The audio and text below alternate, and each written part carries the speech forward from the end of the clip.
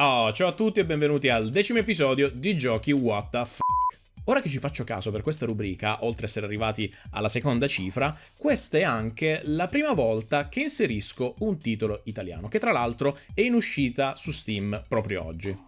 Alla Gamescom di quest'anno, dove ho potuto provare in anticipo il gioco, il buon Ivan Venturi mi ha fatto notare che l'11 ottobre, ossia oggi, cioè la data di uscita del gioco, non è stata scelta a caso, ma è il Coming Out Day. E devo ammettere che questa bivalenza è stata particolarmente azzeccata. Perché Pride Run su giochi what the f***? Essenzialmente per due motivi. Il primo è quasi ovvio perché si tratta di un gioco irriverente e a suo modo particolare. Il secondo è che fin dal suo annuncio, cioè fin dalle prime volte in cui se ne è parlato su alcune testate italiane, videoludiche o non, ha scatenato da subito un flame e delle polemiche pazzesche da parte della community, appunto, di queste testate, molto cariche e accese, ma non sul gioco in sé, ma sul concetto di fare un gioco sul Pride. Ah, tra l'altro, sempre studiando e provando il gioco, ho scoperto un'altra cosa molto interessante, il fatto che adesso viene detto soltanto Pride. Sin da quando ero piccolo invece ricordavo che effettivamente si dicesse Gay Pride, ed effettivamente mi è stato fatto notare che la dicitura Gay Pride non si utilizza più perché effettivamente si settorializza soltanto nella community gay, quindi diciamo che dire Gay Pride non è più inclusivo di tutte le altre community, diciamo, che fanno parte dell'alfabeto che man mano si aggiunge di anno in anno nella community LGBTQ+. Mi sa che la sequenza l'ho detta giusta. Ora, a parte gli scherzi, prima di mostrarvi Pride Run, occorre aprire e chiudere una parentesi. Questo non tanto per chi segue da anni, parliamo di videogiochi, ma chi lo segue da un po' meno tempo, perché questo argomento l'abbiamo toccato innumerevoli volte.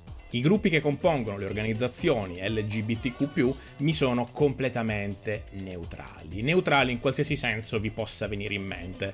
Convivo ogni giorno con tante persone che ne fanno parte e li rispetto. Eppure mi ha dato fastidio che diverse testate specializzate si siano schierate per non trattare Pride Run a causa degli umori negativi che può provocare nelle proprie community.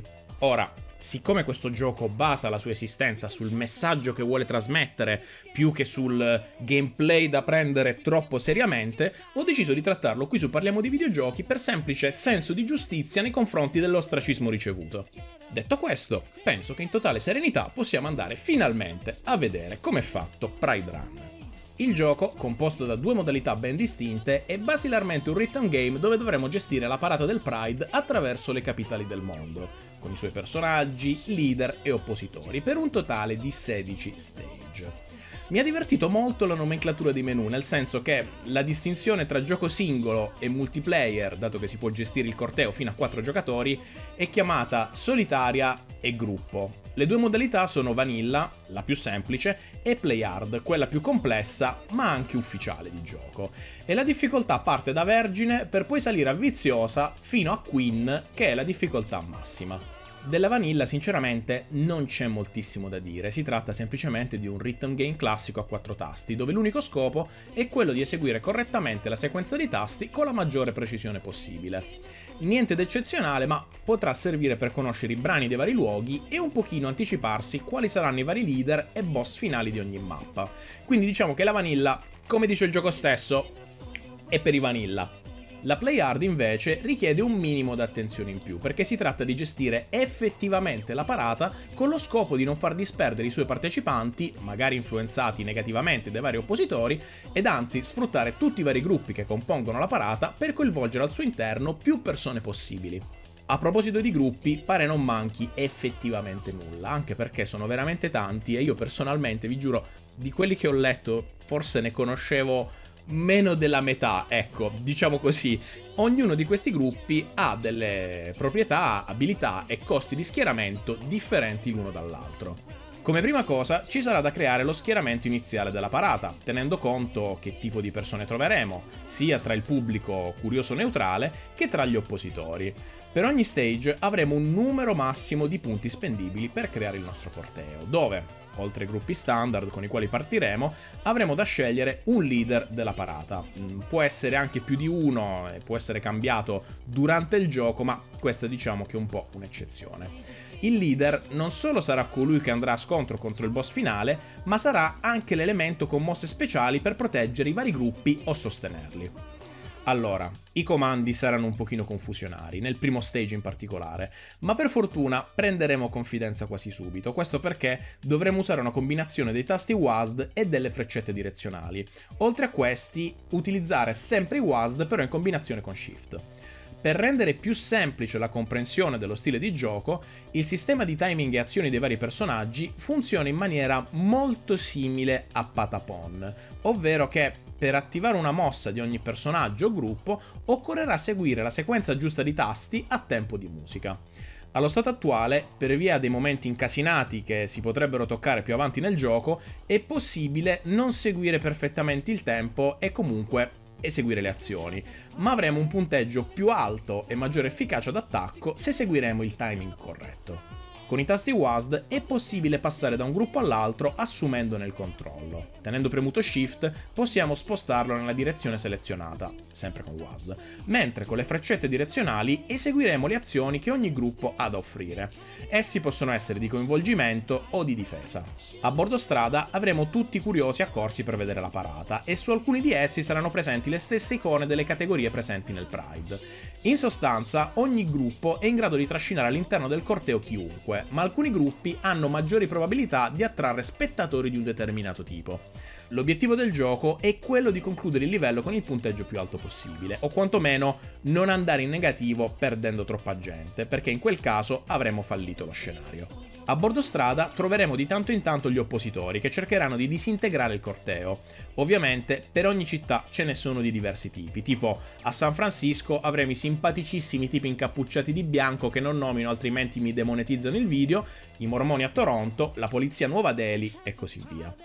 In sostanza, passando davanti a loro, le unità del Pride subiranno un drenaggio molto rapido della stamina, andando rapidamente a zero, quindi avremo le unità completamente incapaci di compiere azioni, anche perché ogni azione, ovviamente, costerà stamina. Tutto quel che si può fare sarà allontanare i gruppi il più possibile dagli hater, oppure posizionare unità in grado di eseguire azioni di difesa, schermando così i bad vibes degli oppositori.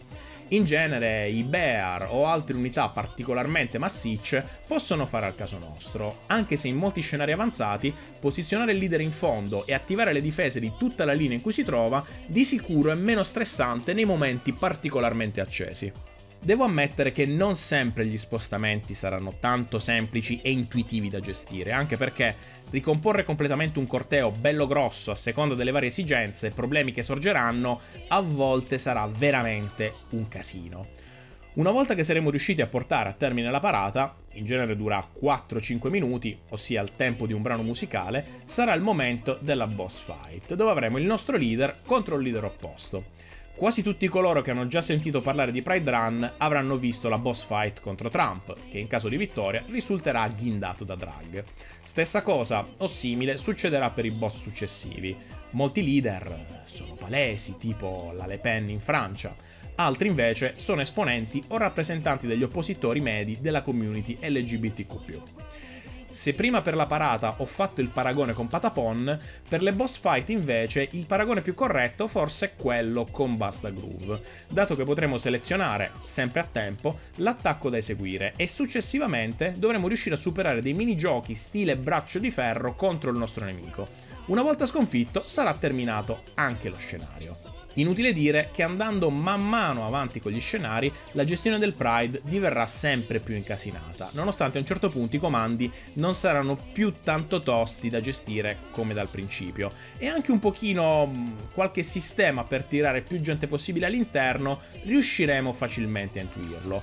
Però resta il fatto che, tolta la difficoltà a salire, così come il numero delle unità da tenere in considerazione, non avremo molta varietà nelle mappe proposte.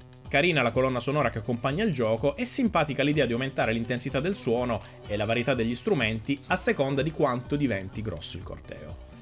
Pride Run, come ho detto a inizio video, non ha la pretesa di essere un titolo da prendere troppo sul serio, cioè non si pone come un gioco da cominciare per il fattore sfida, trama o altro, ma lo scopo principale è quello di trasmettere un messaggio e mettere alla luce, in maniera irriverente e anche esagerata, i vari gruppi che compongono la realtà LGBTQ+. Il problema alla base è che non è il gioco in sé ad aver fatto discutere molto negli ultimi 2 anni, ma il concetto su cui si basa e il soggetto preso in considerazione. Perché a quanto pare Pride Run non solo ha suscitato indignazione in alcune fanbase, parlo per l'Italia, di quelle testate che ne hanno solo annunciato la produzione, ma in alcuni casi anche da parte di esponenti, partecipanti o simpatizzanti delle comunità prese in esame, in quanto si è detto che molte cose rappresentate nel gioco sono un'esagerazione e molti stereotipi su cui si concentra Pride Run danneggiano o mettono in cattiva luce le community stesse a cui fanno riferimento. Sinceramente, da totale esterno a questo mondo, non sarei in grado di esprimere alcuna opinione, anzi, come ho detto sempre a inizio video, per me l'importante è che chiunque ha il diritto di esprimersi a suo modo, anche con un videogioco. Dal canto mio, qui siamo su Parliamo di videogiochi, e anche oggi spero di avervi parlato di un videogioco. A questo punto chiedo a voi: cosa ne pensate di Pride Run? Qual è la vostra opinione in merito? Come sempre, discutiamone educatamente qui sotto nei commenti e dimostriamo ancora una volta che la community di Parliamo di videogiochi è più matura di quanto si possa immaginare. Per oggi penso sia davvero tutto, io vi saluto e vi do appuntamento ad un prossimo video.